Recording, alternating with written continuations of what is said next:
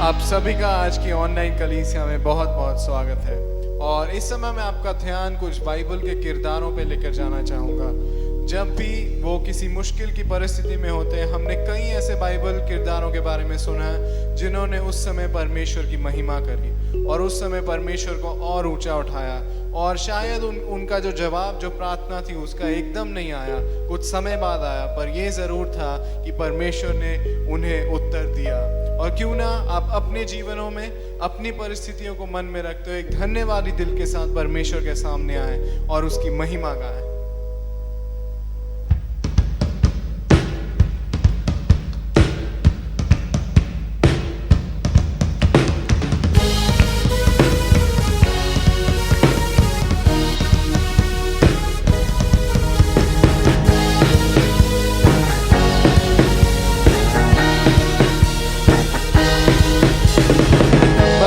महिमा हो तेरी, महिमा महिमा हो तेरी, महिमा महिमा हो तेरी, महिमा महिमा हो तेरी।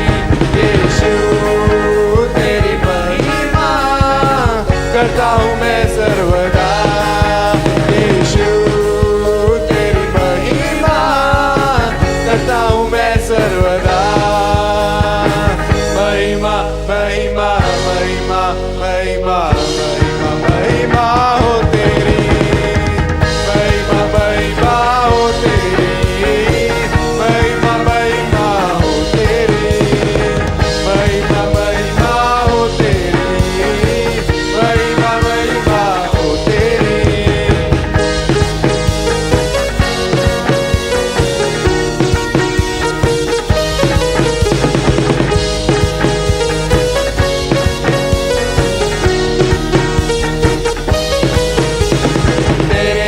जीऊंगा तेरे लिए, मरूंगा तेरे लिए, यीशु हर सहूंगा।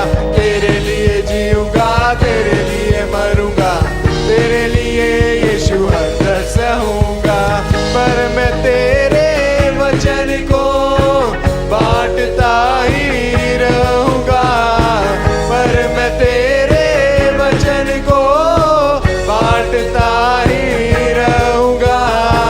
महिमा महिमा महिमा महिमा महिमा महिमा हो तेरी, महिमा महिमा हो तेरी, महिमा महिमा हो तेरी, महिमा महिमा हो तेरी, महिमा महिमा हो तेरी।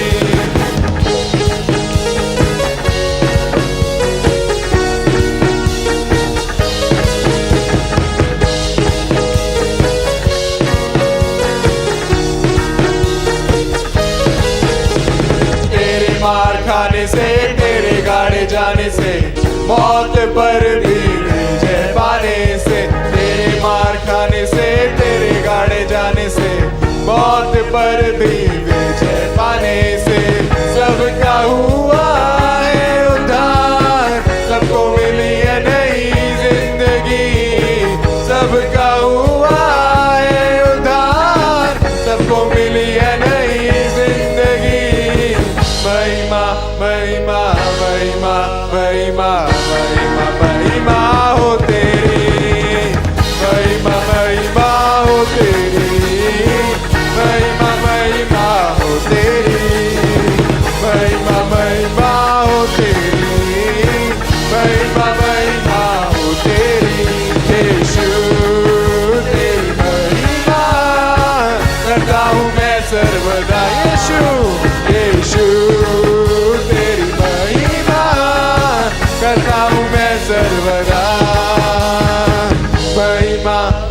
महिमा महिमा महिमा महिमा महिमा हो तेरी, महिमा महिमा हो तेरी, महिमा महिमा हो तेरी, महिमा महिमा हो तेरी, महिमा महिमा हो तेरी, महिमा महिमा हो तेरी, महिमा महिमा हो तेरी, महिमा महिमा हो तेरी, महिमा महिमा हो तेरी।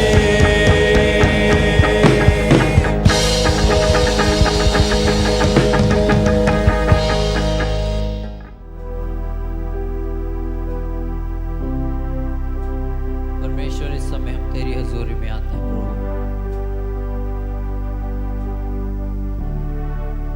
तेरे उस पवित्र स्थान के सामने फिर से आते हैं परमेश्वर।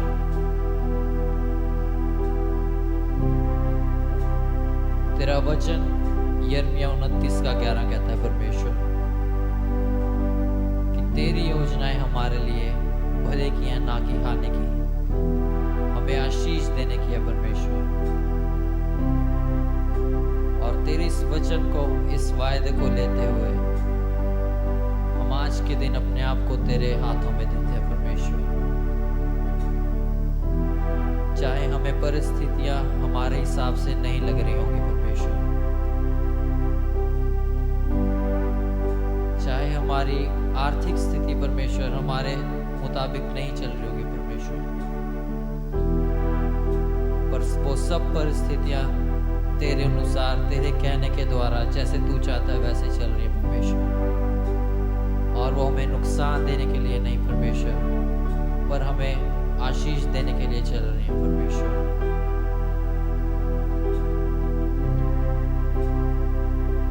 तेरे इस वायदों को अपने जीवन में आज के दिन लेते हैं परमेश्वर।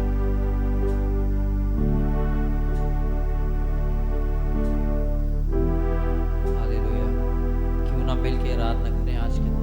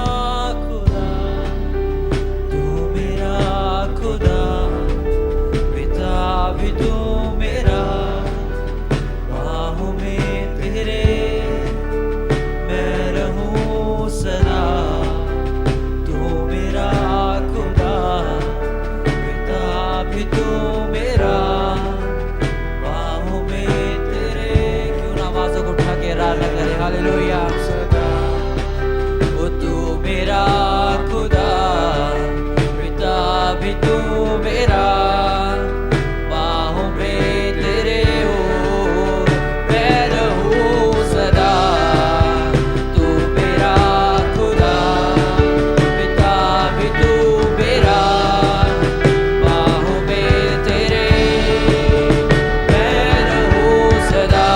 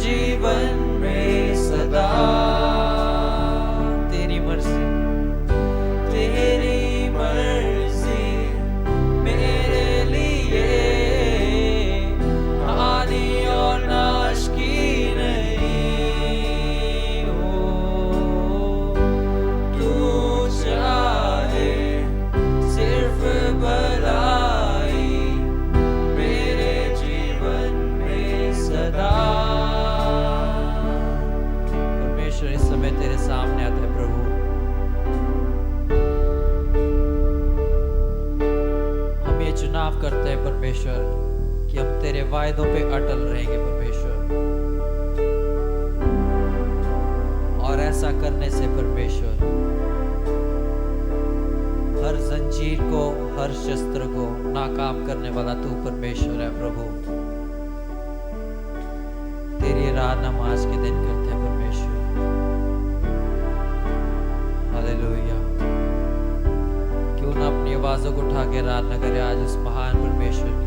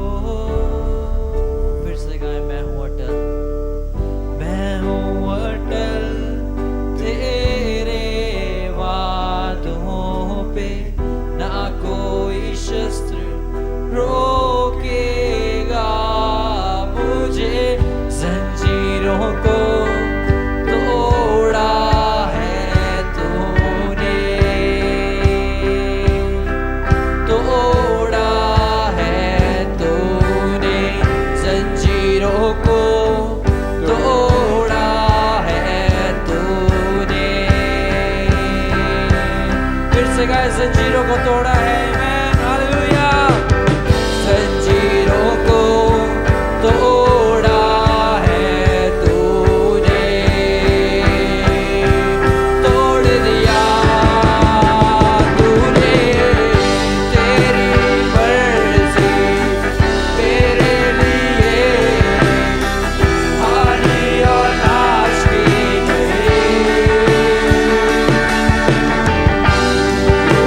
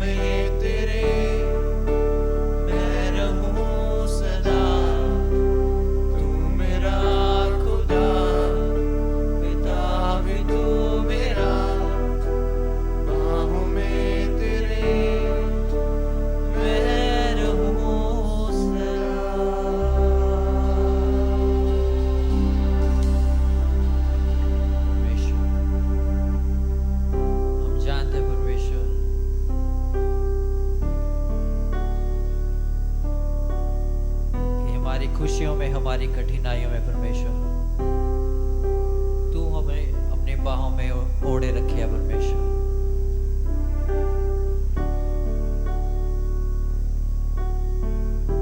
तू हमें अपनी बाहों में संभाले रखे प्रभु।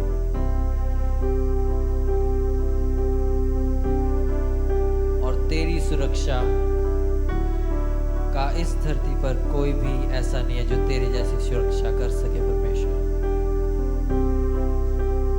तो हमारी राखी करने वाला, हमारा सुरक्षा करने वाला हमारा परमेश्वर, हमारा पिता है। और जो भी इस समय इस आराधना को देख रहे हैं परमेश्वर, हम उन सभी के जीवनों में परमेश्वर तेरे अनुग्रह को मांगते हैं परमेश्वर, तेरी सामर्थ, तेरी आशीष को मांगते हैं परमेश्वर। आज के दिन हम कलीसिया होते हैं परमेश्वर, हम विश्वासी होते हुए तेरी मर्जी अपने जीवनों में और भी अच्छे तरीके से जान सके परमेश्वर। आने वाले समय में हमें क्या करना है परमेश्वर, इस समय हमें क्या करने की जरूरत है परमेश्वर, वो हम तेरी मर्जी के अनुसार कर सके, ना कि अपने फैसलों के अनुसार परमेश्वर। हम आज की आराधना को भी तेरे शक्तिशाली हाथों में देते हैं परमेश्वर।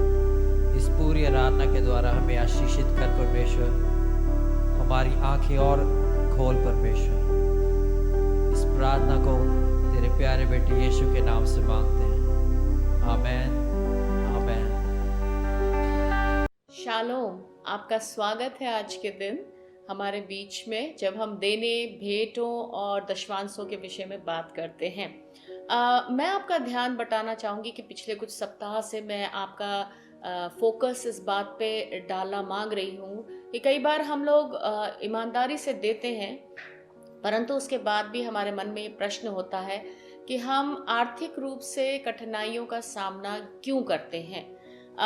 पिछले समयों में, पिछले कुछ हफ्तों में हमारे साथ जो भी लोग जुड़े हैं, आए हैं, इस विषय पर बात किया, आपने जाना होगा कि वे सभी आर्थिक कठिनाइयों का सामना करते हैं, पर उसी के बीच में परमेश्वर उनको कुछ ना कुछ सिखाता है। मेरे साथ भी कुछ ऐसा ही हुआ इस साल, जहाँ पर मैं एक फाइनेंशियल प्रॉब्लम से गुजर रही थी, जबकि मैं और मेरा परिवार, मतलब मेरे पति, मैं और बच्चे देने में बहुत वफादार हैं। और वो समय था जब परमेश्वर से मैंने ये पूछा, प्रभु क्यों ऐसा क्यों है। और परमेश्वर ने मेरा ध्यान बटाया मेरे हाथों की ओर। उन्होंने कहा, तेरे हाथों को मैंने आशीष दिया है, सिर्फ इतना ही काम जो तू कर रही है उतना काफी नहीं है, मैंने तेरे अंदर और भी गुण भरे हैं। उन गुणों को इस्तेमाल करते हुए तू अपने लिए आर्थिक उन्नति को, यानी आर्थिक डेवलपमेंट को अपने जीवन में ला सकती है, जो तेरे तमाम फाइनेंशियल प्रॉब्लम्स को दूर कर सकते हैं। और फिर मैंने उस तरफ ध्यान देते हुए एक गुण जो मेरे अंदर है वो है ट्रांसलेशन का, वो काम लेना शुरू किया और परमेश्वर ने छोटे से ही सही परंतु मुझे आशीष दी। मैं आपका ध्यान बटाना चाहूंगी व्यवस्था विवरण उसके 28 अध्याय के पहले आयत पर। यदि तू अपने परमेश्वर की सब आज्ञाएं जो मैं आज तुझे सुनाता हूँ चौकसी से पूरी करने को चित्त लगाकर उसकी सुने, तो वह तुझे पृथ्वी की सब जातियों में श्रेष्ठ करेगा। दूसरा आयत कहता है, फिर अपने परमेश्वर यहोवा की सुनने के कारण ये सब आशीर्वाद तुझ पर पूरे होंगे। और हम जानते हैं कि कई आज्ञाओं में से परमेश्वर की यह आज्ञा है, दो तो तुम्हें दिया जाएगा। आगे 28वें अध्याय के ही 8वां आयत कहता है, उससे आपके सारे डाउट्स क्लियर हो जाएंगे। तेरे खत्तों पर और जितने कामों में तू हाथ लगाएगा उन सबों पर यहोवा आशीष देगा। इसलिए जो देश तेरा परमेश्वर यहोवा तुझे देता है उसमें वह तुझे आशीष देगा। गौर करिएगा, यहाँ पर लिखा गया, जिन भी कामों में तू हाथ लगाएगा यहोवा तुझे आशीष देगा। आइए आज के दिन से हम प्रण करें कि यदि आप फाइनेंशियल प्रॉब्लम से गुजर रहे हैं, परमेश्वर से पूछिए, प्रभु आप और क्या चाहते हैं जो मैं करूं ताकि मैं आशीषित हो सकूं।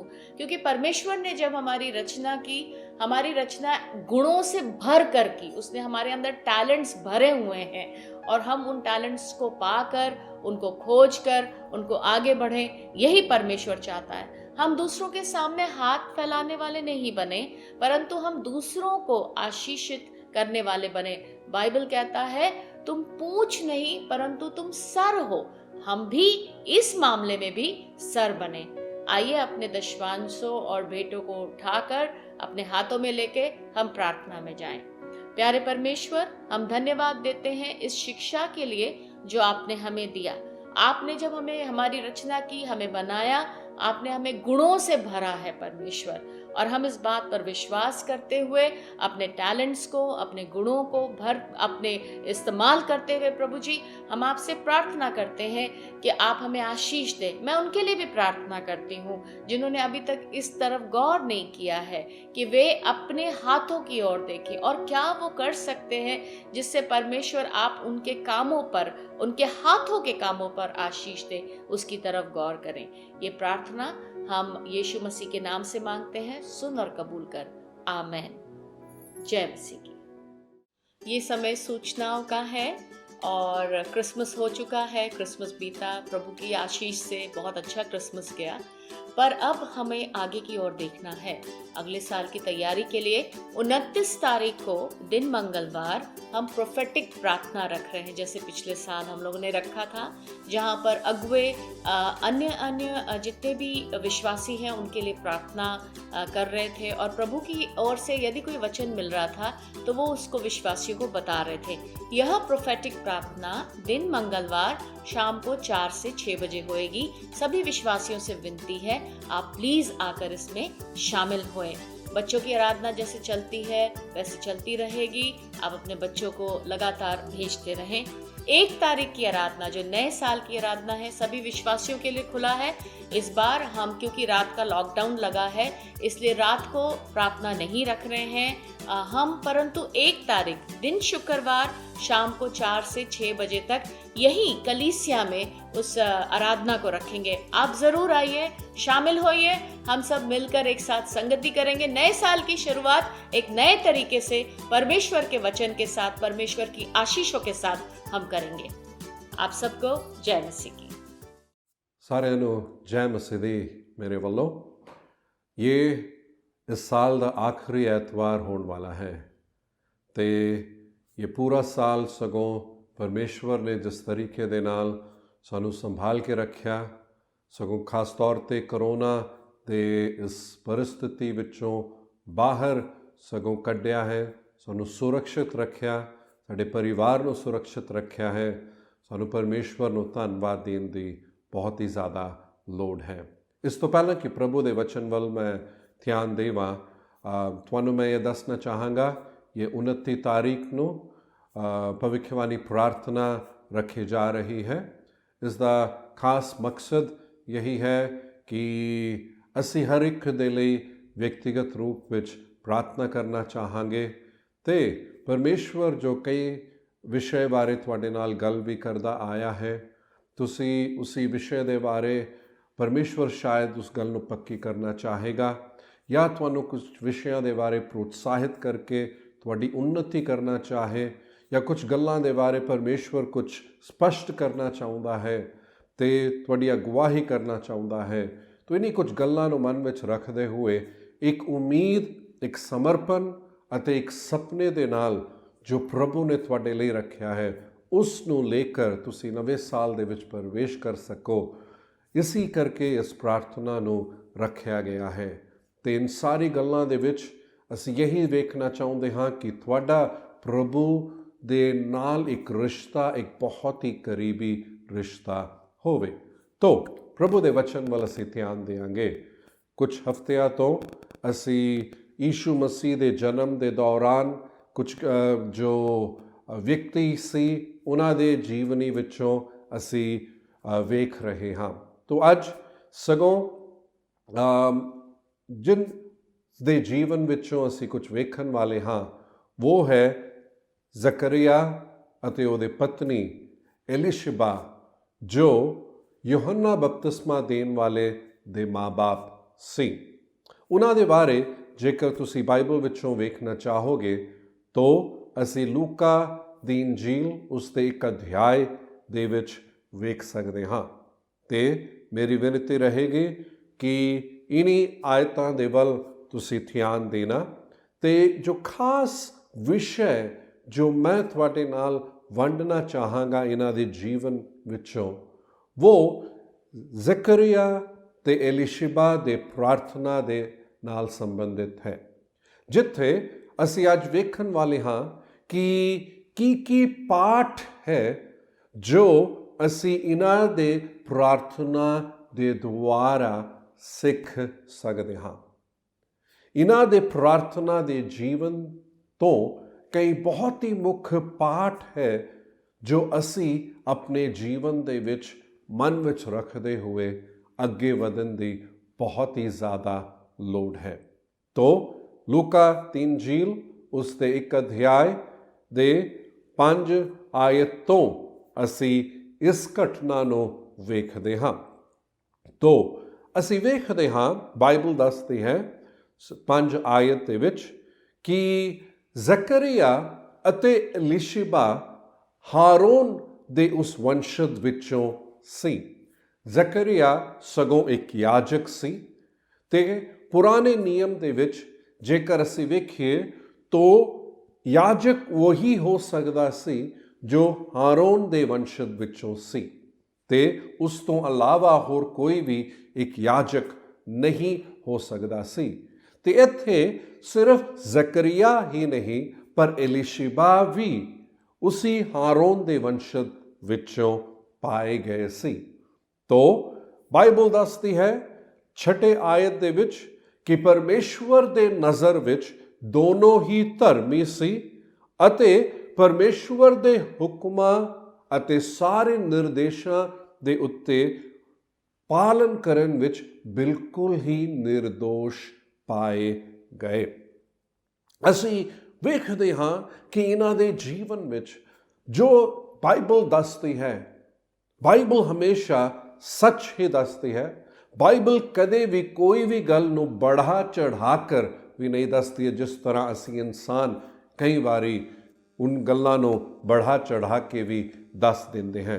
ਪਰ ਪਵਿੱਤਰ ਆਤਮਾ ਨੇ ਇੱਥੇ ਸਪਸ਼ਟ ਲਿਖਿਆ ਹੈ ਕਿ ਜ਼ਕਰੀਆ ਅਤੇ ਐਲੀਸ਼ਬਾ ਪਰਮੇਸ਼ਵਰ ਦੇ ਨਜ਼ਰ ਵਿੱਚ ਧਰਮੀ ਸੀ ਅਤੇ ਉਹ ਪਰਮੇਸ਼ਵਰ ਦੇ ਸਾਰੇ ਹੁਕਮਾਂ ਅਤੇ ਨਿਰਦੇਸ਼ਾਂ ਦਾ ਪਾਲਨ ਕਰਨ ਵਿੱਚ ਬਿਲਕੁਲ ਹੀ ਨਿਰਦੋਸ਼ ਪਾਏ ਗਏ।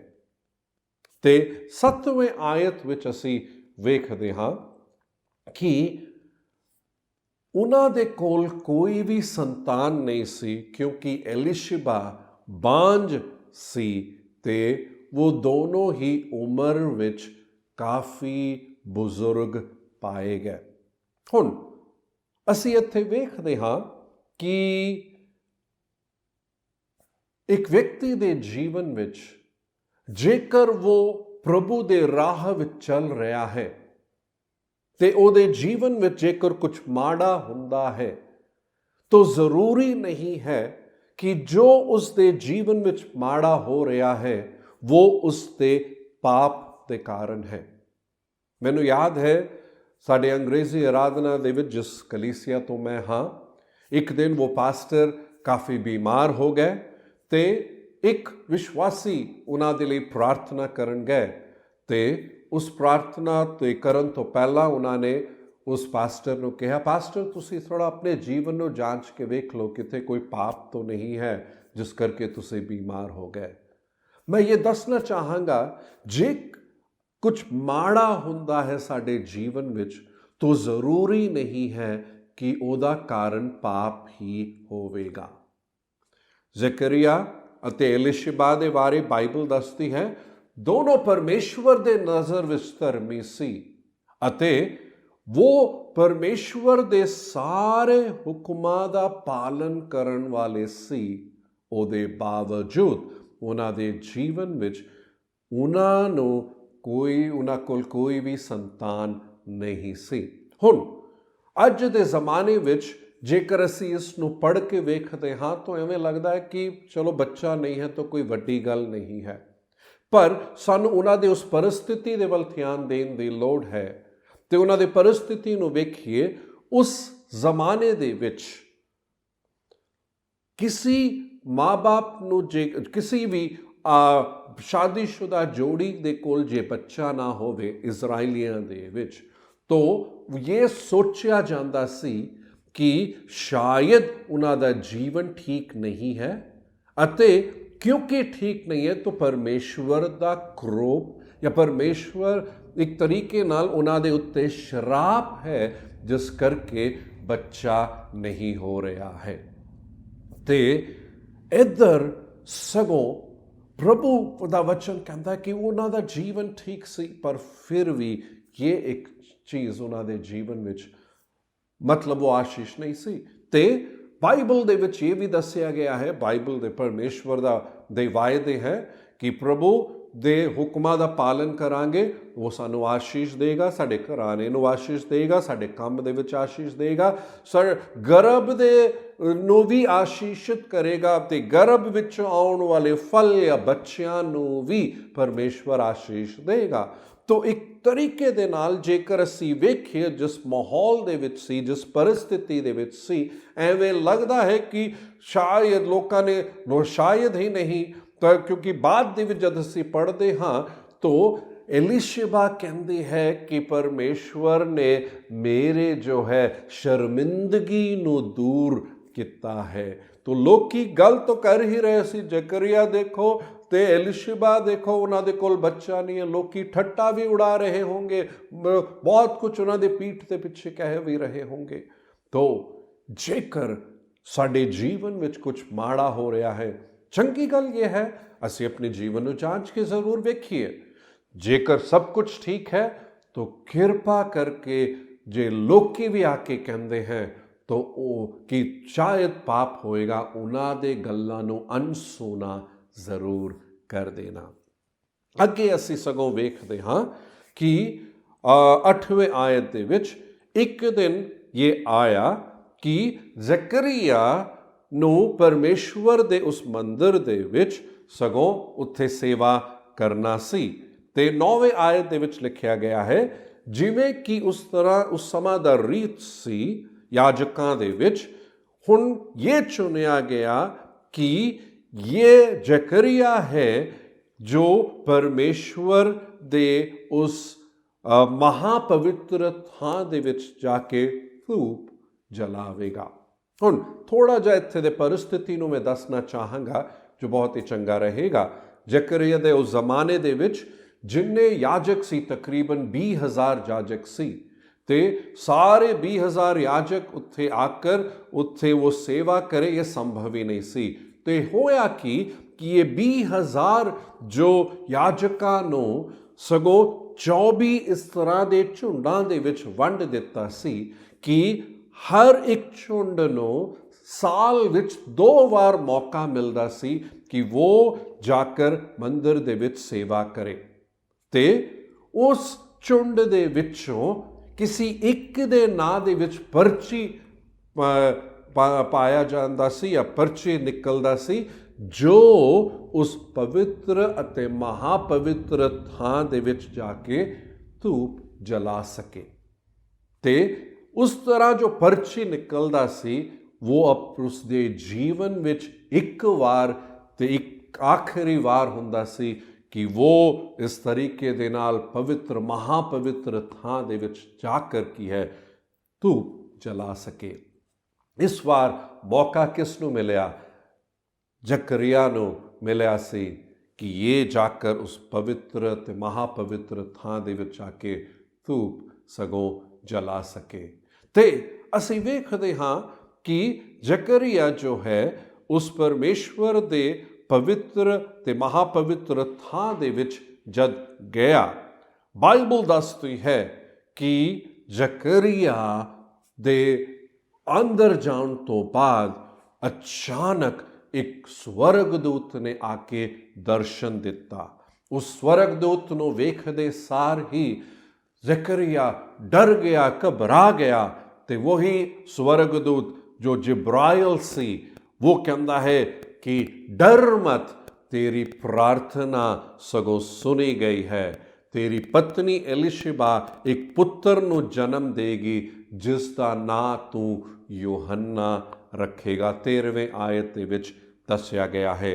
ते ਇਹ ਤੁਹਾਨੂੰ ਆਨੰਦ ਤੇ ਖੁਸ਼ੀ ਦੇਗੀ ਤੇ ਇਸ ਦੇ ਜਨਮ ਤੇ ਬਹੁਤ ਸਾਰੇ ਲੋਕੀ ਖੁਸ਼ੀ ਮਨਾਣਗੇ ਤੇ ਇਹ ਪਰਮੇਸ਼ਵਰ ਦੇ ਨਜ਼ਰ ਵਿੱਚ ਬਹੁਤ ਹੀ ਮਹਾਨ ਗੱਲ ਹੈ ਤੇ ਇਹ ਪੁੱਤਰ ਨੇ ਨਾ ਕੋਈ ਜੋ ਹੈ ਸ਼ਰਾਬ ਦਾ ਹੈ, ਕੋਈ ਇਸ ਤਰ੍ਹਾਂ ਦੀ ਚੀਜ਼ ਨੂੰ ਲੈਣਾ ਹੈ ਤੇ ਸਗੋਂ ਪਵਿੱਤਰ ਆਤਮਾ ਦੇ ਨਾਲ ਭਰਪੂਰ ਰਹੇਗਾ ਅਤੇ ਤੇ ਇਸ ਤਰੀਕੇ ਦੇ ਨਾਲ ਇਸ ਦੇ ਬਾਰੇ ਸਗੋਂ ਦੱਸਿਆ ਗਿਆ ਹੈ।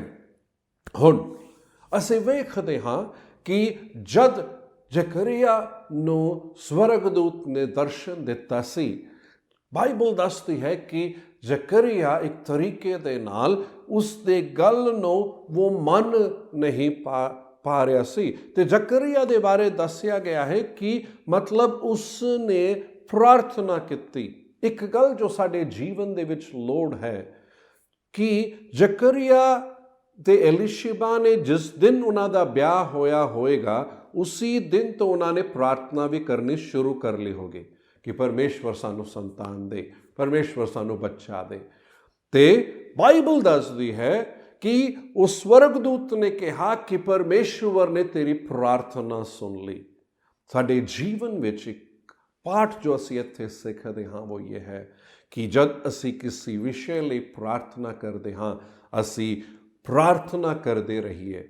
ਕੈਰਸਲ ਦੇ ਵਿੱਚ ਖਾਸ ਤੌਰ ਤੇ ਜਦ ਜੋ ਉਹ ਸੁਸਮਾਚਾਰ ਸੁਣਾਉਣ ਦੇ ਵਿਸ਼ੇ ਦੇ ਬਾਰੇ ਹੈ ਉੱਥੇ ਇਹ ਕਿਹਾ ਗਿਆ ਹੈ ਕਿ ਕਿਵੇਂ ਪ੍ਰਾਰਥਨਾ ਕਰਨੀ ਹੈ। ਤੁਸੀਂ ਪ੍ਰਾਰਥਨਾ ਕਰਦੇ ਰਹੋ ਜਦ ਤੱਕ ਕੁਝ ਹੁੰਦਾ ਨਹੀਂ ਹੈ। ਤੋ ਅਸੀਂ ਇੱਥੇ ਵੇਖਦੇ ਹਾਂ ਕਿ ਸਾਡੇ ਜੀਵਨ ਵਿੱਚ ਜਦ ਅਸੀਂ ਕਿਸੇ ਵਿਸ਼ੇ ਲਈ ਪ੍ਰਾਰਥਨਾ ਕਰ ਰਹੇ ਹਾਂ ਤਾਂ ਅਸੀਂ ਪ੍ਰਾਰਥਨਾ ਦੇ ਵਿੱਚ ਲੱਗੇ ਰਹਿਣਾ ਬਹੁਤ ਹੀ ਜ਼ਿਆਦਾ ਜ਼ਰੂਰੀ ਹੈ। ਕਦੇ ਕਦੇ ਕੁਝ ਲੋਕੀ ਆਪਣੇ ਜੀਵਨ ਵਿੱਚ ਪ੍ਰਾਰਥਨਾ ਕੁਝ ਸਮਾਂ ਕਰਦੇ हैं, ਉਸ ਤੋਂ ਬਾਅਦ ਹਿੰਮਤ ਹਾਰ ਜਾਂਦੇ हैं, ਉਸ ਤੋਂ ਬਾਅਦ ਫਿਰ ਉਹ ਪ੍ਰਾਰਥਨਾ ਕਰਨਾ ਛੱਡ ਦਿੰਦੇ हैं। ਕਦੇ ਕੁਝ ਲੋਕੀ ਬਿਲਕੁਲ ਵਿਸ਼ਵਾਸ ਵੀ ਕਰਨਾ ਛੱਡ ਦਿੰਦੇ, ਕੁਝ ਲੋਕੀ ਕੀ ਹੈ ਪ੍ਰਭੂ ਤੋਂ ਵੀ ਦੂਰ ਚਲੇ ਜਾਂਦੇ ਹਨ। ਪਰ ਸਾਨੂੰ ਉਸ ਤਰੀਕੇ ਦਾ ਕਦਮ ਕਦੇ ਵੀ ਨਹੀਂ ਚੁੱਕਣਾ ਚਾਹੀਦਾ ਹੈ, ਪਰ ਸਗੋਂ ਜਦ ਅਸੀਂ ਪ੍ਰਾਰਥਨਾ ਕਰਦੇ ਹਾਂ ਲਗਾਤਾਰ ਪ੍ਰਾਰਥਨਾ ਕਰਦੇ ਰਹੀਏ। ਤੁਹਾਨੂੰ ਉਹ ਵਚਨ ਯਾਦ ਹੋਏਗਾ ਜਿੱਥੇ ਯੀਸ਼ੂ ਮਸੀਹ ਨੇ ਕਿਹਾ ਮੰਗੋ ਤਾਂ ਤੁਹਾਨੂੰ ਦਿੱਤਾ ਜਾਏਗਾ, ਲੱਭੋ ਤਾਂ ਤੁਸੀਂ ਪਾਓਗੇ, ਖਟਖਟਾਓ ਤਾਂ ਤੁਹਾਡੇ ਲਈ ਖੋਲ੍ਹਿਆ ਜਾਏਗਾ। ਹੁਣ ਉਸ ਵਚਨ ਨੂੰ ਜੇਕਰ ਯੂਨਾਨੀ ਭਾਸ਼ਾ ਦੇ ਵਿੱਚ ਅਸੀਂ ਵੇਖੀਏ ਤਾਂ ਉਹ ਯੂਨਾਨੀ ਭਾਸ਼ਾ ਦੇ ਵਿੱਚ ਜਦ ਮੰਗੋ ਲੱਭੋ ਤੇ ਖਟਖਟਾਓ ਦੇ ਬਾਰੇ ਉਸ ਜੋ ਸ਼ਬਦਾਂ ਦਾ ਇਸਤੇਮਾਲ ਕੀਤਾ ਗਿਆ ਹੈ उस शब्द के द्वारा यही दसता है कि ये साडा मंगना, ये साडा लभना, ये साडा जो खटखटाना है ये एक समा दा नहीं होना चाहिए है, पर ये साडे जीवन विच एक आदत होनी चाहिए जिसनू असी करदे रहना चाहिए है। हालेलुया। प्रश्न ये कि जब विषय लई असी प्रार्थना कर रहे हाँ कि असी ਮੰਗ ਰਹੇ ਹਾਂ, ਲਗਾਤਾਰ ਮੰਗ ਰਹੇ ਹਾਂ ਕਿ ਇਹ ਸਾਡੇ ਜੀਵਨ ਦਾ ਇੱਕ ਆਦਤ ਹੈ ਜਾਂ ਕੁਝ ਸਮਾਂ ਮੰਗ ਕੇ ਅਸੀਂ ਰੁਕ ਗਏ। ਪ੍ਰਿਯ ਭਾਈ ਤੇ ਭੈਣ, ਅਸੀਂ ਆਪਣੇ ਜੀਵਨ ਵਿੱਚ ਵੇਖਣ ਦੀ ਇਹ ਲੋੜ ਹੈ ਜੋ ਅਸੀਂ ਮੰਗ ਰਹੇ ਹਾਂ ਵੇਖਣਾ ਇਹ ਜ਼ਰੂਰ ਹੈ ਨੈਤਿਕ ਤੌਰ ਤੇ ਸਹੀ ਰਹੇ ਅਤੇ ਬਾਈਬਲ ਦੇ ਮੁਤਾबिक ਵੀ ਉਹ ਸਹੀ ਰਹਿਣਾ ਜ਼ਰੂਰੀ ਹੈ। ਜੇਕਰ ਇਸ ਤਰ੍ਹਾਂ ਦਾ ਕੁਝ ਵਿਸ਼ਾ ਹੈ तो बाइबल यही प्रोत्साहित करती है कि असी उसनू मंगते रहिए, बिना हिम्मत हारे मंगते रहिए, लभिए, खटखटाए, क्योंकि यही कि ये साडे जीवन की एक आदत हो जाए। शायद तुहाडे अपने जीवन में कुछ विषय दे लई कुछ समा प्रार्थना करते रहे, उस तो बाद हिम्मत हार गए, उस तो बाद तुसी उस दे लई प्रार्थना ही नहीं कर रहे हो, तुसी सोच रहे हो कुछ भी नहीं होवेगा। ਤੁਹਾਨੂੰ ਪਤਾ ਹੈ ਕਿ ਉਹ ਸਹੀ ਵਿਸ਼ਾ ਹੈ, ਤੁਹਾਨੂੰ ਪਤਾ ਹੈ ਬਾਈਬਲ ਦੇ ਮੁਤਾबिक ਵੀ ਸਹੀ ਹੈ, ਨੈਤਿਕ ਤੌਰ ਤੇ ਵੀ ਸਹੀ ਹੈ। ਮੈਂ ਅੱਜ ਪ੍ਰੋਤਸਾਹਿਤ ਕਰਨਾ ਚਾਹੁੰਦਾ ਜੇਕਰ ਹਿੰਮਤ ਹਾਰ ਗਏ ਦੁਬਾਰਾ ਆਪਣੇ ਆਪ ਨੂੰ ਸਮਰਪਣ ਕਰਦੇ ਹੋਏ ਜਿਵੇਂ ਪ੍ਰਭੂ ਨੇ ਕਿਹਾ ਮੰਗਦੇ ਰਹੋ, ਲੱਭਦੇ ਰਹੋ, ਖਟਖਟਾਉਂਦੇ ਤੁਸੀਂ ਰਹੋ ਜਦ ਤੱਕ ਪਰਮੇਸ਼ਵਰ ਕੁਝ ਕਰਦਾ ਨਹੀਂ। ਤੁਸੀਂ ਕੀ ਹੈ ਉਸ ਤਰ੍ਹਾਂ ਪ੍ਰਾਰਥਨਾ ਕਰਦੇ ਰਹੋ। ਜ਼ਕਰੀਆ ਅਤੇ ਇਲਿਸ਼ਬਾ ਦੇ ਬਾਰੇ ਦੱਸਿਆ, ਉਹ ਪ੍ਰਭੂ ਨੇ ਉਹਨਾਂ ਦੀ ਪ੍ਰਾਰਥਨਾ ਸੁਣੀ। ਉਸ ਉਮਰ ਦੇ ਵਿੱਚ ਵੀ ਉਹਨਾਂ ਨੇ ਪ੍ਰਾਰਥਨਾ ਕਰਦੇ ਰਹੇ ਤੇ ਪ੍ਰਭੂ ਨੇ ਉਹਨਾਂ ਦੀ ਪ੍ਰਾਰਥਨਾ ਨੂੰ ਸੁਣਿਆ ਸੀ। ਹਾਲੇਲੂਇਆ। ਤੀਜੀ ਗੱਲ ਜੋ ਅਸੀਂ ਵੇਖਦੇ ਹਾਂ, ਜ਼ਕਰੀਆ ਨੇ ਜਦ ਜਿਬਰਾਇਲ ਸਵਰਗਦੂਤ ਤੇ ਉਸ ਬਾਣੀ ਨੂੰ ਸੁਣਿਆ, ਉਸਨੇ ਫਿਰ ਕਿਹਾ, ਇਹ ਕਿਵੇਂ ਸੰਭਵ ਹੈ, ਅਸੀਂ ਤਾਂ ਬਜ਼ੁਰਗ हैं, ये किस तरह हो सकता है कर उसने कहा। फिर जिब्राइल स्वर्गदूत ने कहा कि मैं परमेश्वर दे उपस्थिति दे विच खड़ा रहंदा हां, मैं तो आप वो जिब्राइल स्वर्गदूत हां। दो मुख्य स्वर्गदूत मिकाइल अते जिब्राइल सी, ते कहंदा मैं जिब्राइल स्वर्गदूत हां, परमेश्वर दे उपस्थिति दे विच रहंदा हां। क्योंकि तू हुण विश्वास नहीं करदा है, तू हुण चुप रहे, बोल नहीं पावेगा जब तक उस पुत्र दा जन्म नहीं हुंदा है। ते मेरे ये जिहड़े शब्द हैं, यही एक तरीके दे नाल एक चिन्ह भी सी। हुण प्रार्थना दे विच प्रभु तो चिन्ह मांगना की ये सही है? शायद कुछ लोग ही कहेंगे नहीं मांगना सही है, शायद कुछ लोग ही कहेंगे नहीं सानू मांगना नहीं चाहिए है, पर विश्वास ही करना चाहिए है। मैं थानू ये दसना चाहांगा, जेकर जिस तरह जकरिया दे इस परिस्थिति दे विच सी, गिब्राइल स्वर्गदूत आया, उसने आके दस्या ते उत्थे जकरिया नू प्रभु तो चिन्ह मांगना उत्थे सही नहीं सी। या दूजे शब्दां दे विच ये कहना है, परमेश्वर तो चिन्ह मांगना, परमेश्वर उस गल दे नाल खुश नहीं हुंदा है। पर जे इंसान दी गल है तो असी कुछ चिन्ह मांगना, कुछ कदम चुकना जरूरी है, पर जिथे तक परमेश्वर दी गल हुंदी है तो परमेश्वर ने कहा है, तो प्रभु ये चाहता है कि असी उस ते विश्वास करिए ते उसी तरीके दे नाल करें। क्यों? क्योंकि जब परमेश्वर ने गल की है तो असी उसकी गल नूं मन नहीं रहे, चिन्ह मांग रहे हाँ, तो एक तरीके दे नाल परमेश्वर की निंदा करन दी गल हुंदी है। चलो, जकरिया ने चिन्ह मांगया, प्रभु ने वो चिन्ह दिता, पर वो चिन्ह उस दिल एक सजा की तरह हो गया। किसी एक थियोलॉजियन, एक प्रचारक ने इस तरह किया, faith brings blessings, unbelieve brings judgement. विश्वास आशीष नूं लेकर आउंदा है, पर अविश्वास न्याय लेकर आंदा है। कितना सच है ये। एक तरीके दे नाल जकरिया दे लई एक सजा की तरह हो गई, जिथे उसनों जो है वो बोल ही नहीं पाया ते वो एक गूंगा हो गया सी। ते अगे असी सगों होर भी जद वेखदे हाँ तो असी सगों पाउंदे हाँ कि परमेश्वर ने आशीष दिती। परमेश्वर इस प्रार्थना दे विच समझण दी लोड़ है, जब प्रार्थना करदे हाँ परमेश्वर दा एक समा हुंदा है, उस समा तक दी उड़ीक रखण दी लोड़ है। जकरिया अते एलिशिबा दे जीवन विच प्रभु ने एक समा रखिया ते प्रभु दा समा सब तो वधिया समा हुंदा है। तुहानू अते मैनू अपने जीवन दे विच परमेश्वर दे उस मर्जी अते परमेश्वर दे उस समा दी उड़ीक रखण दी बहुत ज़्यादा लोड़ है। कदे कदे कुछ चीज़ें हैं जिसके लिए शायद प्रार्थना कितनी उस समा नहीं होया, तो शायद वो समा नहीं होवेगा।